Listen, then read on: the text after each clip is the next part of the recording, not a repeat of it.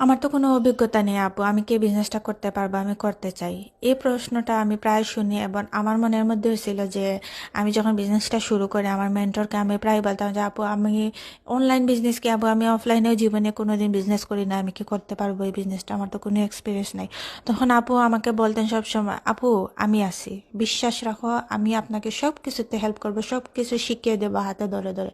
তো আমি যেই দিন থেকে বিজনেসটা শুরু করি আলহামদুলিল্লাহ সে এখন পর্যন্ত আমি এখনো আপুকে আমি পাই সব সময়। আমার এই বিজনেসটাতে প্রায় 1 বছর হয়ে গেছে, আমি এখনো আপুর ছাড়া আমি কিছুই করতে পারি না। আপু যেভাবে বলছিলেন সেইভাবে আমাকে হাতে ধরে ধরে সব কিছু শিখিয়েছেন এবং শিখাচ্ছেনও।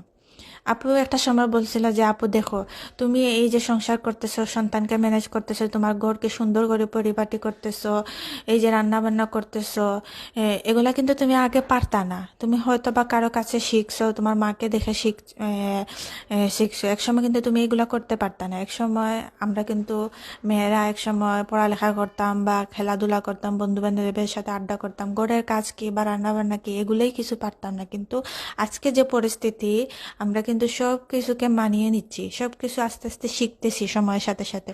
তো ঠিক আমাদের এই বিজনেসটাও আপনি সময়ের সাথে সাথে সব কিছু শিখে যাবেন। তাছাড়া একজন মেন্টর, আমরা সব সময় বলি এই বিজনেসে আপনাকে সাপোর্ট করার জন্য, তাছাড়া আপনাকে গাইড করার জন্য, আপনাকে শেখানোর জন্য। তো আশা করি কোনো অভিজ্ঞতার কারণে আপনার ক্যারিয়ার গঠন করার জন্য কিছু বাধা হয়ে দাঁড়াতে পারে না।